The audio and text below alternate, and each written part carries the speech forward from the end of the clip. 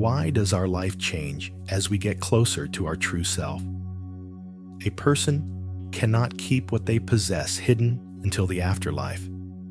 Sooner or later, life pushes them towards their own depths. The ruptures, crises, or anticipated transformations experienced at certain moments in life are not actually a punishment, but a call to a broader existence. Because the more a person connects with their true self, the clearer, more fluid, and more manageable life becomes. The identities we are taught in the modern world are composed of many stories, a mental narrative made up of our past experiences, traumas, successes, and fears. But beneath this narrative lies an unchanging layer. This realm, which scientists call the temporary self and mystical traditions call the true self, exists before thought. Here, a person ceases to be merely someone who reacts to events. They become a central figure who directs life. What does science say? Neuroscience has approached this subject in recent years with a much anticipated perspective. A brain network called the default mode network is responsible for the constant repetition of how a person represents themselves, their past, and their future. Deep and regular meditation reduces the activity of this network. Thus, the individual moves away from the my story perspective and into a calmer, clearer, and more creative state of consciousness. At this point, healing doesn't happen as fixing something. Instead, self-discovery already guides the body and mind toward balance. It has been shown that psychoneuroimmunological growth increases, the internal harmony and resilient system strengthens, chronic stress hormones decrease, and repair accelerates. The body, the problem map. Ancient teachings say the body is a guide, not a burden to be built upon.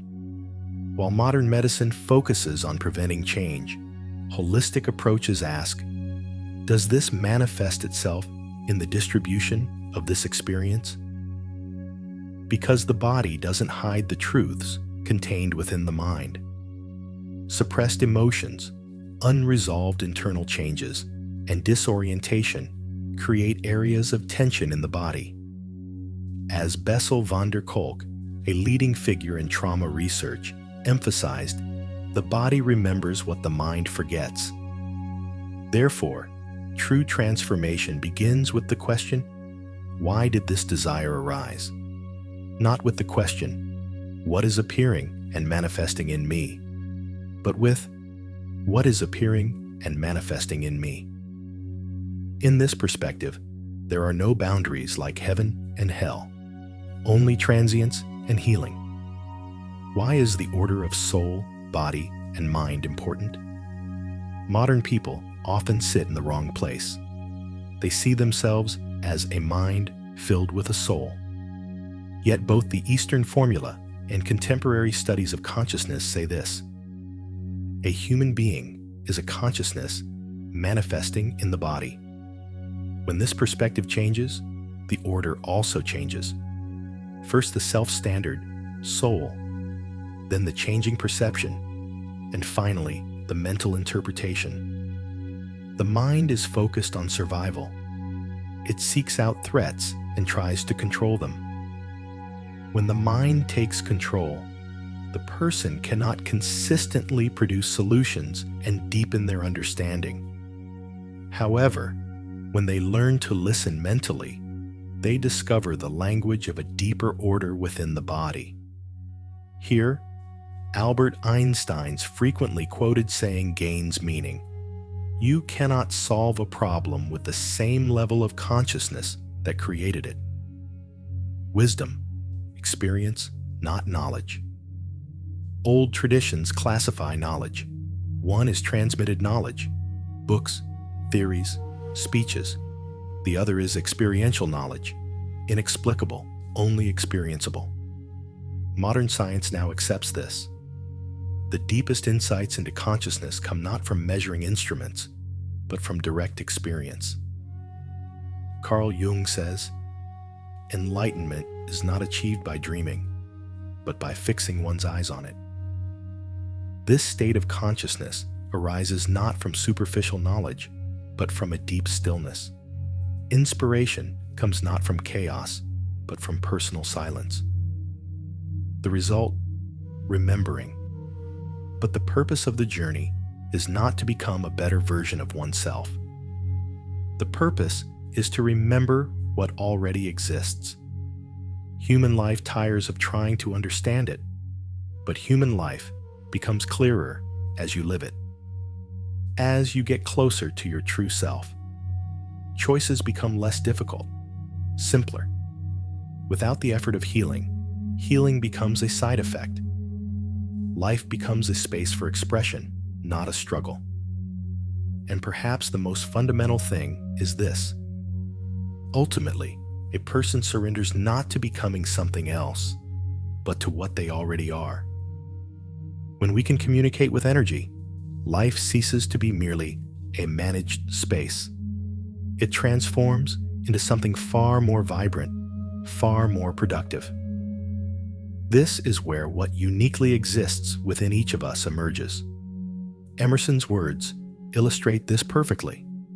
In the minds of geniuses, we find our own neglected thoughts. Because this wasn't fragmented knowledge reserved only for the elite. It was a realm accessible to all. The real question is, can we dare to reach a deeper state of knowledge, even if immeasurable, solely through the power of the mind? I believe this is the most brilliant decision a human being can make, to embrace this deeper, hidden seriousness rising within us.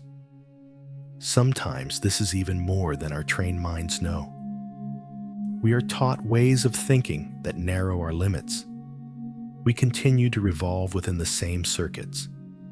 But the beauty of this is that there is also the potential to transcend these circuits. Within each of us lies a wisdom waiting to be suppressed. This wisdom is not merely the product of personal experiences. It is a memory inherited from our ancestors, even the trace of a universal intelligence striving to enter life through this body. From a scientific perspective, the picture is astonishing. Billions of pieces of information flow into a field every millisecond.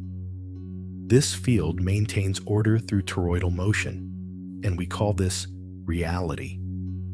If we only look at our daily lives through the lens of our trained minds, we may not realize that we actually build this field to function. This is where epigenetics comes in. Tiny receptors in the units of our cells gather information from the environment. This information doesn't come from the mind. It's a carrier of a greater intelligence. The cell receives this signal. It's transmitted internally. Chemicals are produced, and this effect spreads upwards in waves. As a result, it shapes our thoughts, interpretations, and spiritual level. Therefore, this effect is amplified by profoundly expanding our attention. This deeper intelligence, combined with wisdom, love, and beauty, is transformed from the head, heart, and brain. It's no longer dry information. It transforms into life force. It guides us not only to survival, but also to what is good, true, full, and meaningful. When a person allows themselves to listen to their inner voice, they come into contact with far more information than their mind alone can handle. Education, and of course learning, is valuable, but it is not sufficient on its own. Otherwise, we continue to try to control our entire lives and force the transmission of quantity. But surrender and cooperation open an entirely different door. Therefore, loosening the steering wheel of the trained mind is a wonderful idea. The mind tires itself out in its attempt to build a life on its own. Memory and imagination are common parts of our creations, but they can also be harmful, like a sharp knife held in the wrong place. The problem is not their existence, but our excessive identification with the process. Living with the five senses is immense freedom, but when we limit ourselves to them alone, we miss great opportunities that are just around the corner. The people we might encounter, moments of healing, spontaneous transformations, all of these become visible when we look within and contemplate them. You achieve this the first time you encounter meditation. Another dimension opens up, transcendent, intense, indescribable experiences. It was so powerful, I wanted to disconnect from the world. But then I realized the real problem wasn't staying there, but being able to transmit it to the world on a global scale. To transmit that light, that life, to the circuits of that life. True wholeness emerges when we unite the inner and the outer in the most subtle way. We are conditioned to live through our five senses. As we act in this way, these sounds become sharper, and we develop a form of existence suited to them. However, when a person manages to transcend this five-sensory circuit and the deeper perception circuit, they become a bridge between two realms. That is when they realize they truly exist. In fact, there are not two separate worlds. There is only one reality. We are simply learning not to neglect a large part of it. Because our parents lived that way, and so did their parents. For generations, we have been selected according to perception through the five senses, and therefore the idea of two worlds arose. What we call unification begins with realizing that we suppress a large part of what others have left behind. What we separate as heaven and earth are actually parts of a single whole. They exist together, not separately, and the acceptance of this wholeness begins to transform life itself, both within and without us.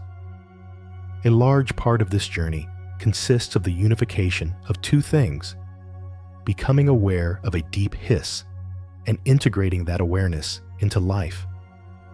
Many people experience powerful events that shake and transform them. The same happened to me. I was having migraine attacks. I was constantly working in the clinic and felt an invisible pressure on my head. I couldn't work a few days a week. I could help others, but I wasn't well myself. So I turned to progress. My goal wasn't a spiritual quest, just to be able to manage the pain. In guided group practices, I began to have unexpected experiences. Very quickly, very deeply, I felt this was a door for me.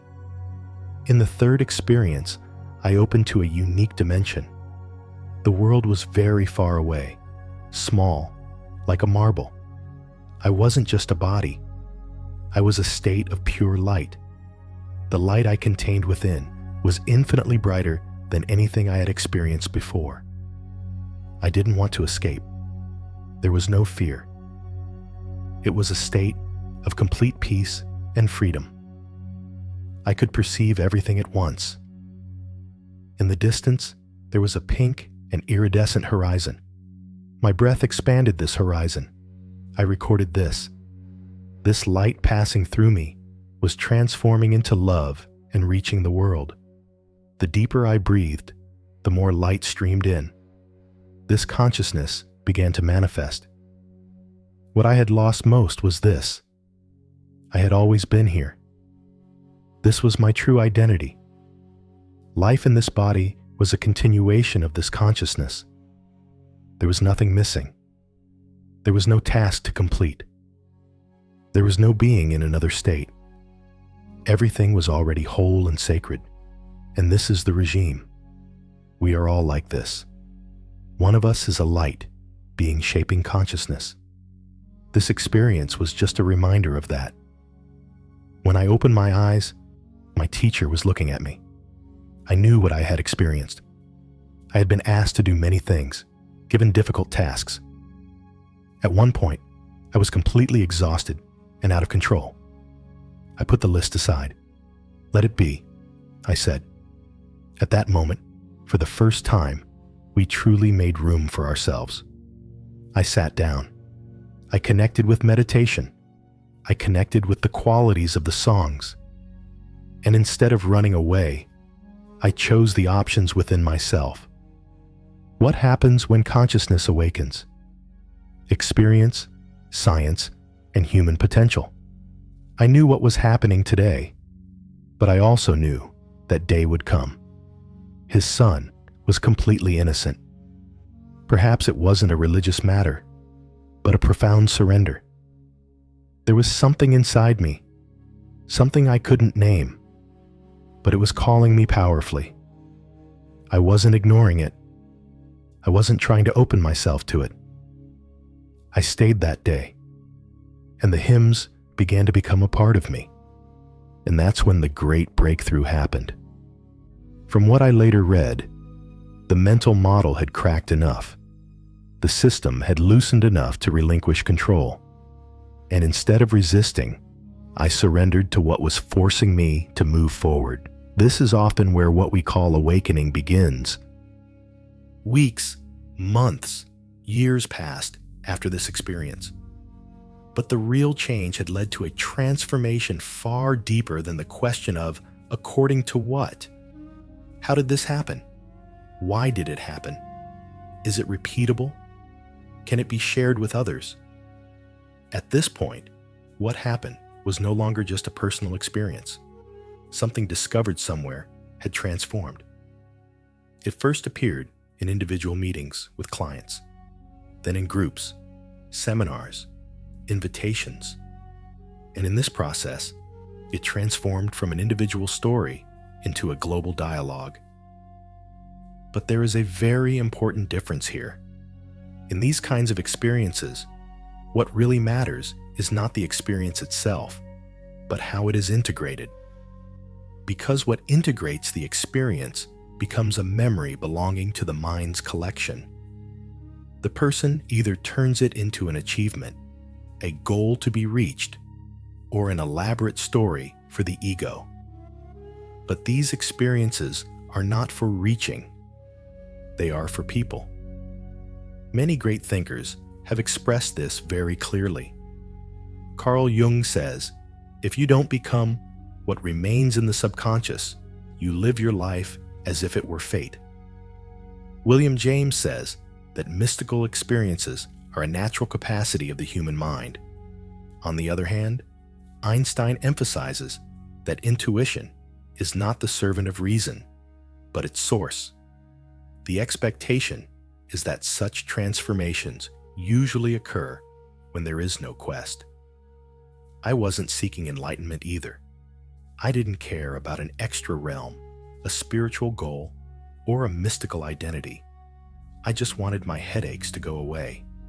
That's all. But that's where the transformation begins. Like a seed turning into a tree. The seed and the tree are not alike, but they are each other's potential. Experience doesn't change you. It awakens what already exists within you. And yes, it changes the people who make the change. But not mental knowledge. It's experiential knowledge. Reading thousands of books cannot replace a single moment of true knowledge. Because when that moment comes, you feel it in your essence. It's a serial certainty beyond the mind.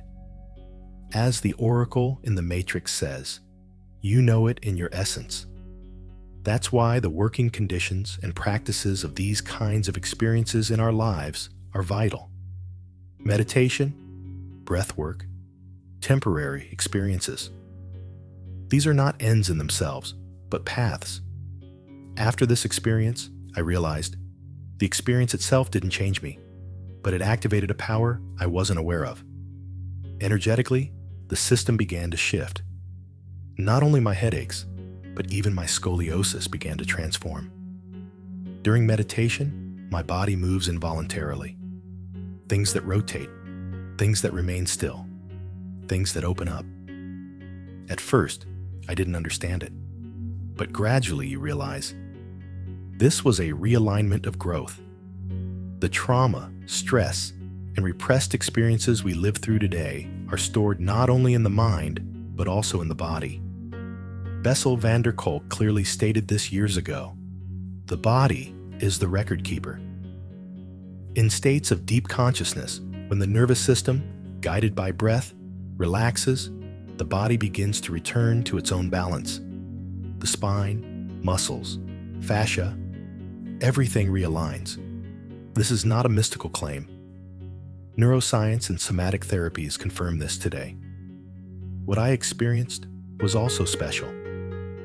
Not escaping the mind, but returning to the body. Previously, in states of consciousness, I would ascend by distancing myself from the body. Then we learned that this is about descent, not fluctuation. Consciousness changes according to the body. Light is experienced every day. The efforts of etheric experiences, yes, doors opened. But what's interesting is this. These were changing my abilities. What shattered me was this. How did I experience this consciousness? How did I connect with it? How did I become one with it?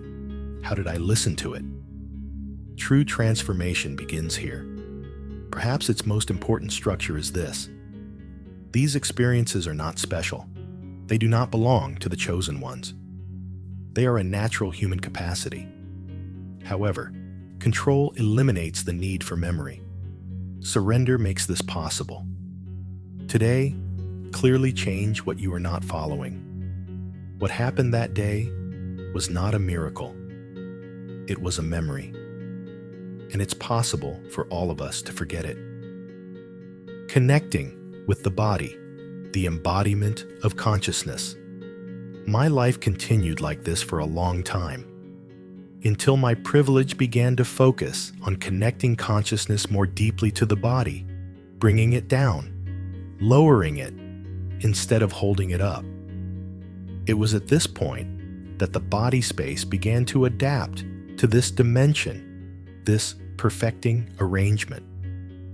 It was as if I was allowing a pattern that existed at a higher level to further change in the physical dimension. This wasn't coercion. It was the natural result of surrender. Perhaps there's an important detail here. I grew up in a family deeply interested in quantum science. My father was a pioneer in energy medicine and also a chiropractor. I'm following in his footsteps. I received serious training in anatomy, physiology, surgical treatment, and natural healing. So what I experienced wasn't the product of an uninformed imagination. Therefore, there was a common ground where scientific knowledge and inner experience overlapped. This point of convergence is crucial because the body is not merely a carrier. The nervous system, fascia, spine, and their communication networks are the real platform where consciousness is embodied. When this area begins to move, it is observed that a substance that has long been dormant becomes active. You could call this a healer, but this is not a mystical identity. This is the ability to self-destruct. The results were tangible. My migraines disappeared. My congenital scoliosis corrected itself spontaneously. Some minor bone fractures I experienced later, compression fractures that normally require money and long rest, healed through yoga, breathing exercises, and reproduction, without resorting to traditional practices. Today, the issue for me is to be younger, more vibrant, and like an endangered species.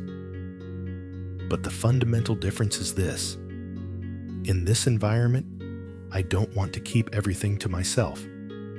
I must live as I have to share, because I know that this is within human potential.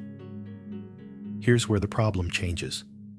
Why do we try to solve the problem at the same level? Think of Russian matryoshka dolls. Instead of constantly dealing with the outer shell, why don't we get down to the inner layer? Human problems are often not solved at the final stage where they arise. They deteriorate at a deeper level. Ancient yoga traditions clearly defined this thousands of years ago. A human being is not just mind and body. It consists of 5 koshas: physical body, energetic body, spiritual body, intuitive wisdom body, and at the deepest level, Ananda, the essence of happiness. Western science long focused only on the first 2. But today, neuroscience, epigenetics, and biophysics offer a system that is not only chemical, but also informative and intuitive. Let's not forget, 100 years ago, science considered the atom a void. Today, that particle is a vast field of energy. In other words, there is nothing we cannot measure. It simply hasn't been measured yet. In my experience, this unfolding develops an inner sense of anatomy. With my eyes closed, I can see the inner structure of the system in cross-sections. I observe the preservation of tissues, energy pathways, and regions. And I found the answers to these questions. How did the ancient sages know these things without a microscope? The answer is simple, but striking. They were looking at their cells. The structure we call the pineal gland today, referred to as the third eye in ancient texts, is a biological center that enables the multi-layered perception of consciousness. When active, a person can be both here and there. That is, both in physical reality and in a broader field of perception. In the deepest of the koshas is Ananda. Happiness is our foundation. I know this not theoretically, but through experience. In the deepest states of consciousness, there is a wholeness and peace where even having the 5 senses becomes irrelevant. A feeling of, leave me alone, I am here, and everything is complete. But maturity begins here, not to remain in this state, but to live in this state.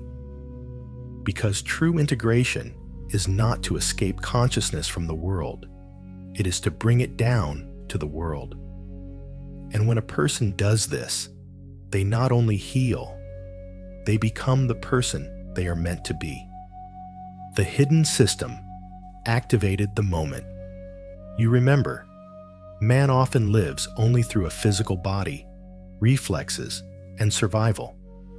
This definition only touches upon the superficial depth of our existence, because beneath it lies a deeper structure of consciousness that, though immeasurable, can be felt, manifesting itself even when suppressed. And it is precisely here that the system that truly guides life operates.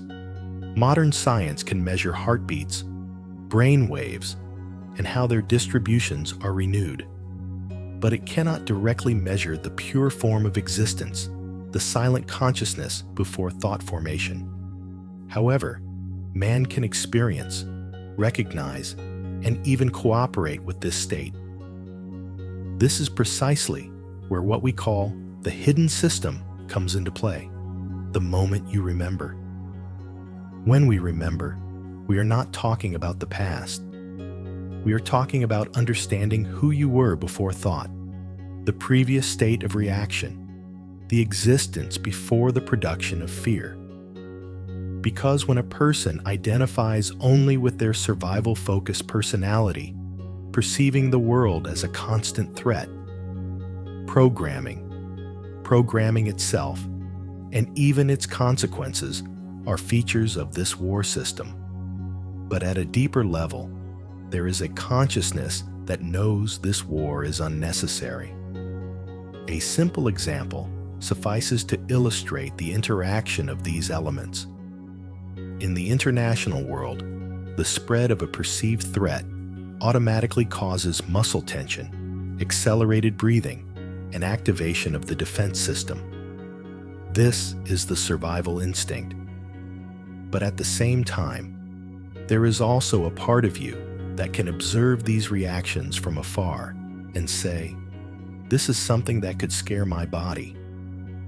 Science cannot measure this second part, but you experience it.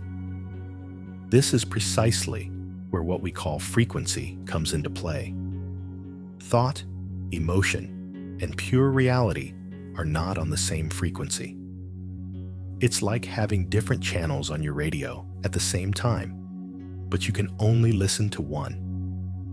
When you begin to recognize your own frequencies, you don't have to suppress or control them. Rather, you begin to organize them in a regular, harmonious way. This organization happens temporarily, not through coercion. The picture becomes even clearer when this extends to the body. Because the body is not a mechanism separate from consciousness, this cooperation is seen even at the cellular level. Programmed, orderly cell death, that is, beneficial cell death, is necessary for maintaining health. Damage is repaired, tissues are reshaped, broken bones shed their old structures and are rebuilt. This is its capacity. However, when uncontrolled, chaotic cell death, that is, necrosis, becomes dominant, the system collapses. Like a balloon bursting, harmful environmental substances inside the cells are released into the tissues, and a chain reaction of destruction begins. But this is not just a biological event. It is also linked to prolonged sexual activity, wound healing, and becomes permanently degenerative. For many years, this negative process was not considered uncontrollable. It was assumed to be too complex, too ordered, too chaotic. But today, thanks to factor rules, it is beginning to be understood that even this chaos has its own determining triggers. In other words, what cannot be interpreted is actually what has not been understood deeply enough. This is where consciousness comes into play. Because the body becomes disorganized not only by chemical signals, but also by perception. It produces a biological response in a separate, divided, and solitary state. A consciousness that is constantly on the defensive feed cycles of defense and destruction at the cellular level. In contrast, the characteristics of a sense of wholeness allow the more healing part to begin working more harmoniously.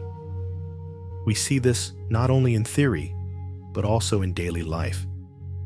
It's no coincidence that when a person changes their perception, life cycles that repeat themselves gradually emerge over the years.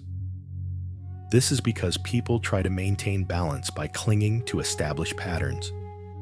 Changing these patterns requires adapting to a new balance. There's a recurring theme in films. The hero remembers themselves before changing the outside world. Neo in The Matrix does exactly that. He doesn't force the rules. He remembers that there is something beyond them. The security system works the same way. It doesn't force, it doesn't fight, it doesn't endure. It activates itself when it is remembered. The biggest misconception is the idea that what is related to spirituality is the thoughts of those around you. But the problem isn't in the limitations of science, it's in the perspective. Science studies what it can measure. Consciousness is experienced. When the two come together, the individual loses both their inner and outer world relationships. That is, they don't just exist, they also move. In this integration, healing ceases to be an end in itself and becomes a byproduct because it is not dependent on decay. Energy arises from the maintenance of bodily proportions. And this flow creates an expanding, balancing, and restorative space. Therefore, while some people completely collapse after a heavy restructuring is complete, others change and undergo a transformation. The same information yields completely different results in two different cultural contexts. In conclusion, the hidden system is not activated externally. It is not activated by a technique, a drug, or a single thought. It begins to work the moment it is remembered. When the person is different from their state before the separation, the body, mind, and consciousness begin to realign, and the person ceases to be a fragmented being and becomes a multidimensional but whole being. This is precisely where the true transformation begins. When a serious, life-threatening signal is disrupted, some people react in a completely different way. They don't panic, they don't deny it, they don't fight it. They simply isolate themselves from the outside world, and as they walk towards their car, a silent but clear sentence echoes in their minds. This isn't my story. This isn't my path. This isn't me. The interesting point here is that they don't try to control it. They don't force it. They don't persuade it. They don't resist it. They simply know. Encountering these people repeatedly over the years helped me understand why. Even months, even 10 to 15 years later, there were people who could go back to that moment and say, something changed. They still couldn't quite put it into words, but they said they felt a door had opened inside them, that another version of themselves existed. Even if they didn't know what it was, they felt the presence of a knowing part of themselves. On the other hand, there were also those who completely surrendered to fear. The same definition, the same words, but a different internal reaction. They were running from one method to another to suppress the symptoms, acting according to them, but nothing quite fell into place. Because what they were truly touching was outside, on the ground. The same identity, the same story, the same patterns of fear continued to be applied within them. From time to time, they realized that what opened the way to healing was not more information, but the decision to surrender to a deeper version of themselves. This surrender was not a passive relinquishment.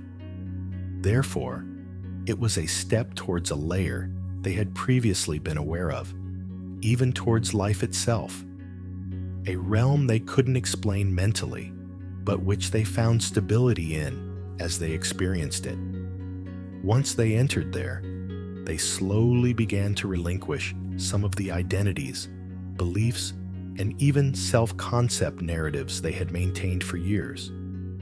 And this relinquishment overturned the system, but not a chaotic destruction. Rather, it was the manifestation of a deeper order. The body no longer functioned merely as an object to be repaired, but as a self-regulating, balancing, multifaceted system. There's an important point here. This process isn't limited to simply changing things, feeling good, or living in an abstract infinity. If this deep circuit isn't activated, the person remains merely mountain links, unable to descend into life, touch the spectacle, reach the action, the world. True integration is being able to both remain in the world and function within it. Western medicine has offered incredibly sustainable solutions. It's impossible to deny that. However, even what you diagnose often becomes a powerful signal shaping our reality. Just a thought determines how the nervous system is activated. Even a mere possibility can trigger an alarm. Therefore, our thoughts are losing their connection to physiology far more profoundly than we realize. But we need to go a step further. It's not just thoughts. Our deepest beliefs about who we are, the energetic patterns we call, this is who I am, this is my destiny, this is life, become part of a diminishing physiology. First, an internal disorder develops. Then this disorder manifests as fatigue or a specific diagnosis. Deep therapy is necessary for anyone experiencing this, because it's one of the most difficult experiences a person can cope with. but it also contains a great area of empowerment based on the root cause. Just like when a tree loses its color, people look at its roots, not the color change. The surface may be temporarily green, but the real healing isn't there. Daily survival doesn't always manifest as dramatic diagnoses. Sometimes it's just resilience, constantly recurring stress, unexplained fatigue, a certain warmth, a feeling of relief. At this point, instead of asking, "Why is this happening?" it's far more transformative to ask, "Where in my body is this being calculated?"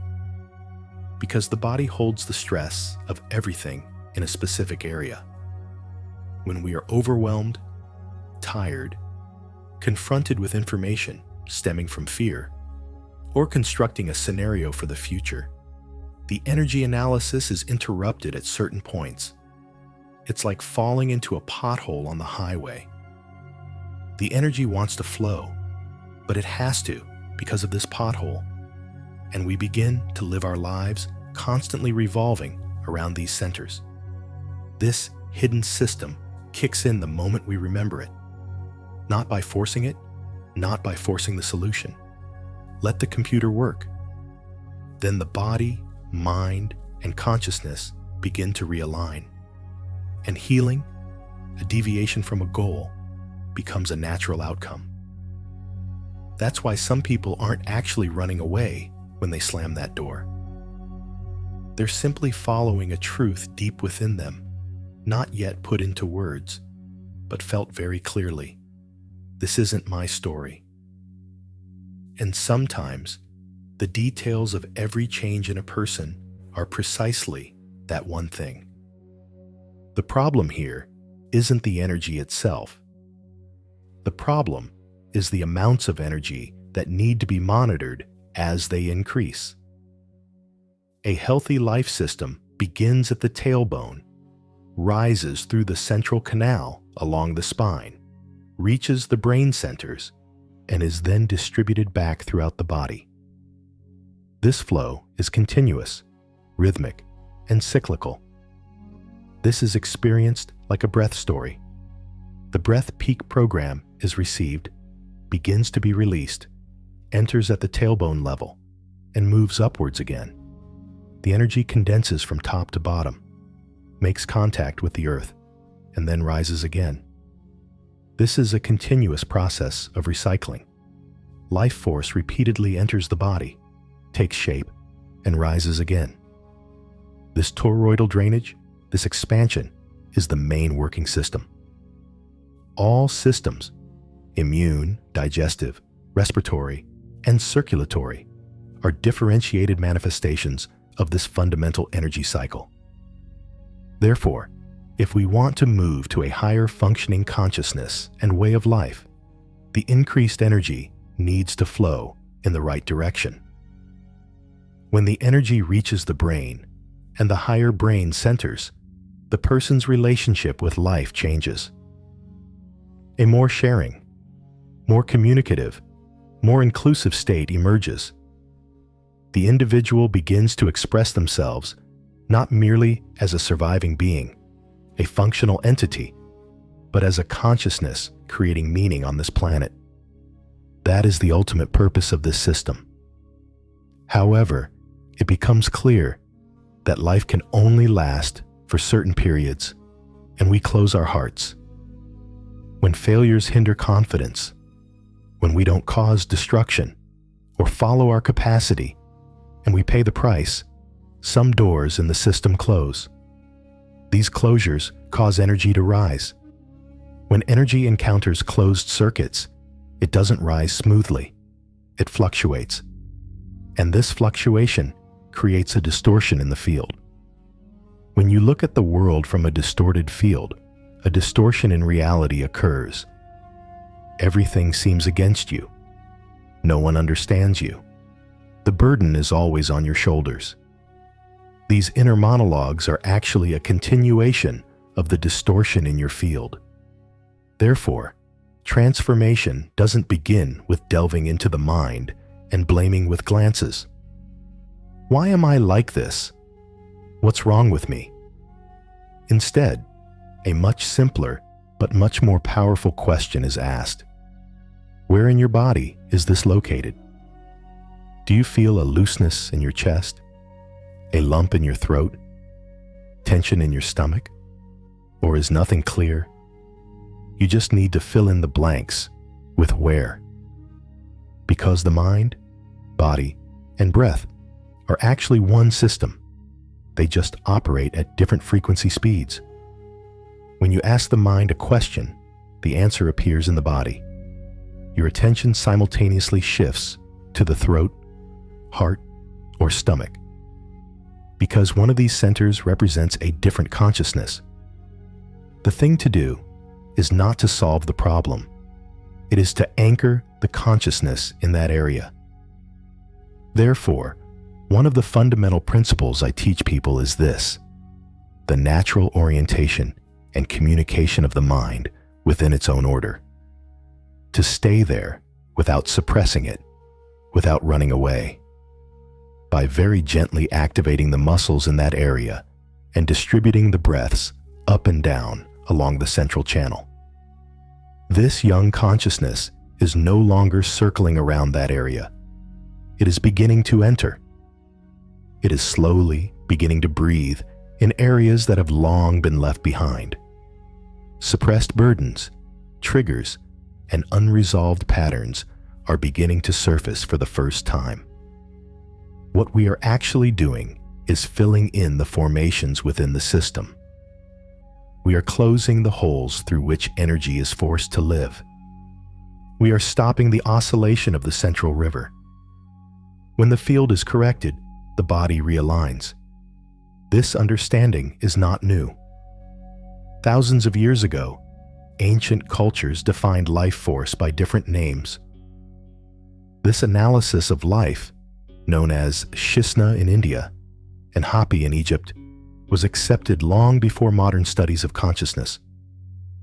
Humans are designed as a much higher functioning system, capable of instantly adapting to the environment.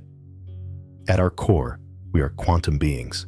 The divine, whatever name it is called, is a different expression of one thing.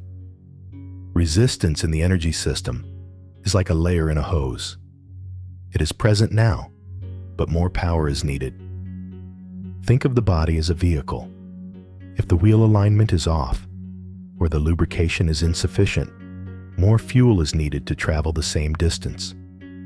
Deviations in energy are like that. The life force needed to sustain life is expended to carry these resistances. Less energy remains for healing, renewal, and expansion. Therefore, if there is a constantly recurring tension in your body, it is not an enemy. This is feedback. In your right shoulder, neck, waist, or another area. The system is trying to say, there's a deviation here. And the thing to do is not to forcibly correct it. It's to cooperate with it. Because your body is not your enemy. It's always you. When dealing with deep energy blocks, our minds tend to constantly ask why questions. However, this approach often wastes the mind by delving into the details of the energy. Instead, it's far better to focus on the question of where. Feel where the resistance, the reserves of what is present, are. Embrace it openly. Energize it as if you were paying attention. This is the beginning of the breakthrough. Remaining in the area of resistance means allowing it to form different circuits instead of suppressing it. But going a step further means not only being present in that area, but also creating pathways that allow the energy to be presented in other parts of the body. For example, the pelvic floor or solar plexus area, seemingly unrelated to problem areas like the shoulders or neck, are direct effects of the energy on the cells. If there is a contraction, relaxation, or lack of circuitry elsewhere in the body, a pathway opens for this energy to emerge. The shoulders, neck, arms, and hands represent our being, as we present and manifest to the outside world. If there is a blockage here, we cannot fully unleash our talent, creativity, or potential. At this point, it is important not only to take action, but also to use this as an inner guide. The events occurring in the body's blockage cells are used to remove energy from the area through breathing and simultaneously deactivate other mechanisms. When the energy flow restarts, the capacity for self-sustainability is also activated. This provides incredible energy and intelligence. Limitation, holding back, or subconscious doubts can prevent energy from reaching its full potential. Therefore, surrender, letting go, and allowing the energy to flow again is necessary. Only when you feel it, there do you reestablish harmony between consciousness and body. Directing energy, working with the emotional body, and fully experiencing our emotions also helps to work physically. For example, recurring conditions such as psoriasis or chronic pain can change rapidly with the elimination of different sensory weaknesses. Energy blockages are removed, balance returns to the body, and the flow of life energy changes. If we had grown up in a culture that naturally utilized the ability to feel our emotional losses, we would have evolved in a transformative way instead of suppressing our emotions. But in the modern world, most of us are outside this process. So, what happens when we're not involved in this system? When we don't use the energy bandwidth of our emotional body to feel, when we don't notice, embrace, and perceive the qualities of ourselves, that energy is misused. We begin to withdraw, even in the most childlike moments. When we distance ourselves from the things that teach us to open our hearts, to feel, and to move forward, the system shuts down and begins to operate at a lower physical level. This can lead to a flood of emotions and eventually emotional outbursts. But these outbursts are part of the healing process.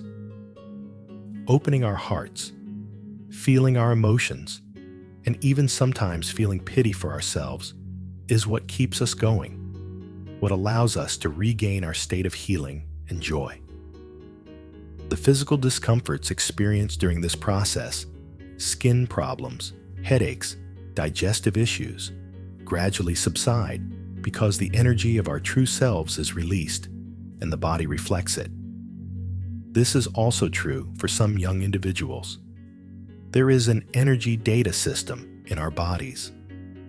This energy production is a natural mechanism that has existed since the formation of our bodies.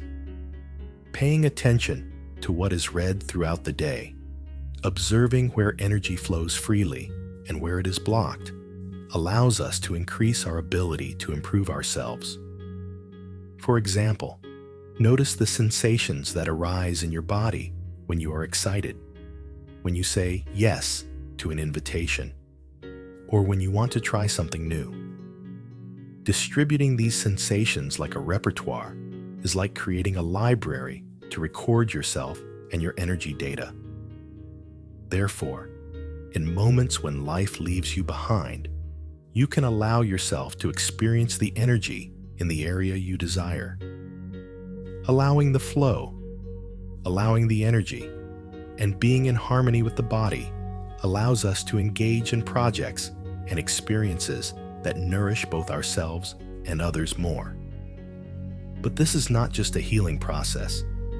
It is also a system for our body to rediscover its power as a self-organizing entity.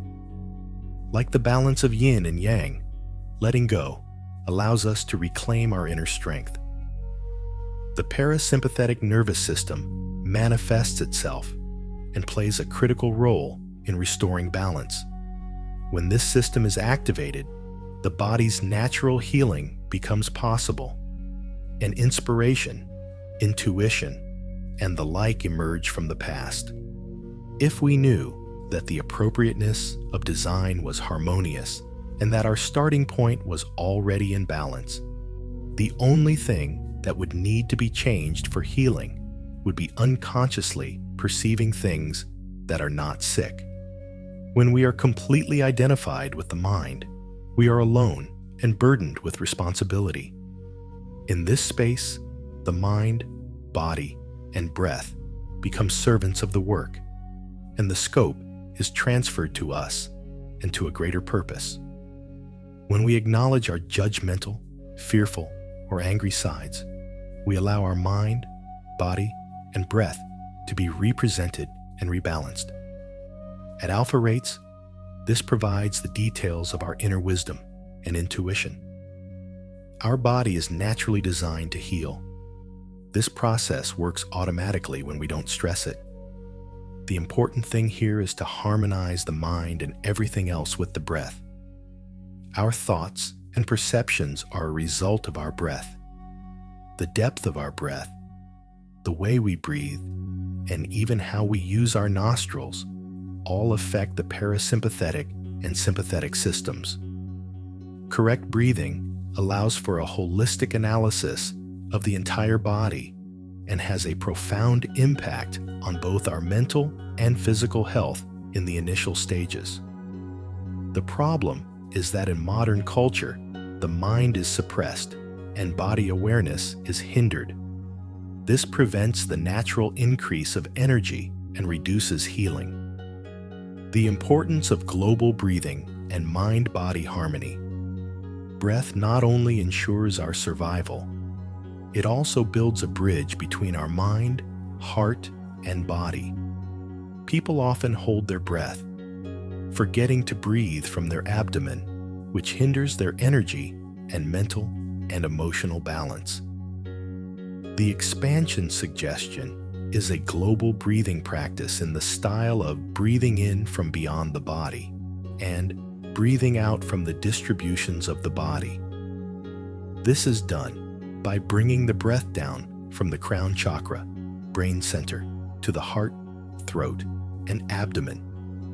By spreading the breath outward along the spine, the breaths are no longer limited to the abdomen or chest. It creates an energy production that encompasses the entire body and its surroundings. This breathing exercise eliminates feelings of loneliness, allows us to transform into a unified and continuous energy channel, helps the mind, body, and harmony work together in harmony, allows the solar plexus and the mental body to adapt to emotional change, softens stress and defensive mental states, strengthens the "I am okay now" accumulation, makes spontaneous and free movement, decision-making, and creation possible. Breathing especially from the abdomen and expanding the breath from top to bottom, including the solar plexus, allows for a safer and more accessible integration of mental and emotional transmission. The key here is the breath, both for you and for the energy expended. The power of conscious breathing, love, and embodiment. Breath is not merely a tool for life, it is also a bridge that integrates, heals, and elevates our consciousness. Conscious and loving breaths activate the healer within us and flow our energy harmoniously, both in our bodies and in our environment. Love is the fundamental choice for the transformation of energy into physical form. Behind everything lies this choice of love, which makes physical creation possible. Our bodies, the water we drink, the chairs we sit on, all are forms of energy and intensive care. Breathing unites and expands our capacity in this environment. The effects of breath include creating harmony between mind, body, and emotions, enabling us to become channels by directing energy from top to bottom, helping the solar plexus and mental body adapt to emotional change, increasing bodily energy, encompassing experiences of inner exhilaration and energy, providing grounding and rooting, creating a solid foundation for ascension. Specifically, connecting with our bodies and the earth allows us to integrate our experiences in a highly safe and functional way. Therefore, when experiencing exciting, high-energy moments, it is crucial to direct our attention to our roots and bodies, embodying and utilizing them in a supportive manner. The basic idea: embodiment and grounding, combined with distance and breath holding, make inner excitement and high energy both functional and healing. Higher consciousness, bodily grounding, and energetic integration. When we bring high energy and exciting experiences into the body, turning our attention back to the earth after the experience is a critical step. Because most states of higher consciousness or cosmic experiences cannot be sustained without reference points. They are merely temporary, fluid, and sometimes confusing states. Roots and branches.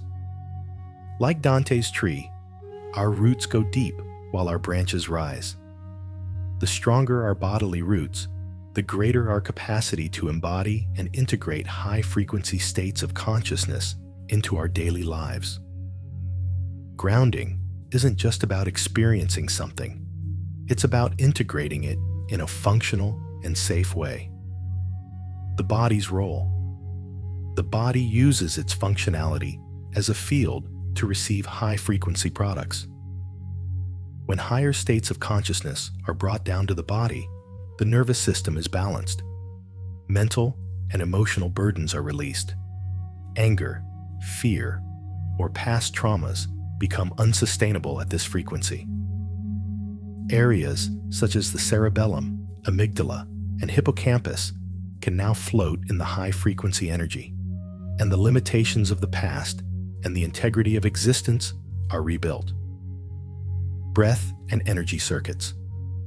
Breath opens energy circuits, increases the presence of mass, and helps to embody ecstatic experiences. With conscious breathing, energy flows from top to bottom. Connections are established that unite the inner and outer realms. The body balances the mind and allows the higher amount to harmonize with daily life. Embodiment and integration. This process builds bridges between higher states of consciousness and daily life. The important thing here is not just to create the energy experience, but to bring it down to earth, ground it, harmonize it with the immediate and mental systems, and ensure that the exhilaration is sustainable and functional. The metaphor of being a vessel. We are like vessels. High frequency, energetic energy constantly fills this vessel. The filling of the vessel allows the energy to break down barriers between the entire system, the subconscious, and the real world, and allows our true self to continuously resonate at a high frequency. In short, high consciousness and cosmic experiences are only functional when brought down to earth. Breathing, grounding, and rooting are tools for high-level consolidation and integration. Thus, both sublime experiences and daily life become harmonious as a whole. Consciously reaching higher states of consciousness and ecstatic experiences is possible through deep grounding and integration. In this process, the metaphor of the overflowing chalice describes the divine energy overflowing into us and flowing into our lives. We are not merely the vessels of this chalice. The essence filling the chalice is the divine consciousness flowing within us. This arises as a byproduct of letting go of temporary, superficial layers of personality, protective identities, and limitations. Dive into your true self. Sit quietly with it, breathe, and feel its light. This allows us to experience the deep ecstasy and satisfaction we call Ananda. This experience is not merely an emotion. It is a living, breathing, and ever-expanding state of being. Aligning with the divine source reminds us that we are a part of ourselves and the universe. The body and mind function as vessels in which this essence is held and embodied, so that high-frequency experiences can be lived and integrated. Looking at Buddha, Jesus, and other great sages throughout history, we see that they were not merely physically present. They radiated their energy through their words, teachings, and lives. They showed that light can illuminate and consciousness can expand. This inspires us. We too can be filled with the data of the same source, discover our own light, and radiate it around us. In this process, challenges, obstacles, and struggles are not tests, but opportunities for growth and development. The encounter of high-frequency energy with realistic reality creates resistance and limitations. However, accepting this resistance instead of avoiding it means integrating our energy with our bodies. By entering an international form, we materialize by nourishing ourselves with personal and mental energy. Thus, higher states of consciousness become harmonious with daily life. We are like vessels. Divine energy flows through our thoughts, emotions, and being, filling our chambers. This energy creates boundaries between the subconscious and the real world, allowing our true selves to be constantly reflected. We are the light that fills the vessels, and this light creates transformation both in our own lives and in our surroundings. To experience life with this awareness means to become aware of the self and allow enrichment within it. To see challenges, struggles, and shadows as gifts is a sign of true courage and a strong personality. When faced with obstacles, we don't retreat. Instead, we embrace them, willing to be part of the solution, putting ourselves and our energy into it. And finally, the most important thing we learn on these journeys is this: we are here to experience the human experience. We are here to serve the world with our being, our consciousness, and our breath. By knowing ourselves, by integrating with higher consciousness and divine energy, we can have the power to transform ourselves and our environment in every way. Remember your precious knowledge. Whatever you wish to experience in your life, first begin to feel and embody it within yourself. Find the manifestations of your own light, choose it, and share it with the world.